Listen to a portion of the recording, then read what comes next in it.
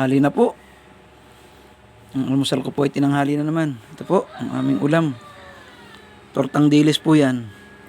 Dito po, nilagang talbos na may patola. Marami po yung patola niyan. Nilagang talbos na may patola po. Kapitas po ng patola dito sa may gilid ng bahay. Nilagyan ko po yan ng sibuyas na malaki at bawang.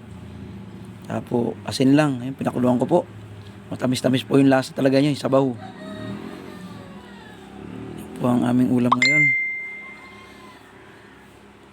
Tayo po ay kumain muna. Pananghalian at almusal magkasama na po. Kain po muna tayo. Po ang aming ulam ngayon, araw na to. Pritong dilis. Tinorta po yan. Dilis na torta. Saka po patolang nilaga na may talbos. Mas marami po yung patola dyan. Patola lang po sana yan. Kaya lang naisipan ko pong kumuha ng talbos kahit konti lang.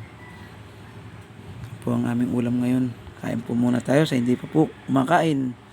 Hanggang sa muli po. Salamat po muli sa isang mabuting pagkakataon na ipinagkaloob sa atin sa araw na to. Hanggang sa muli po.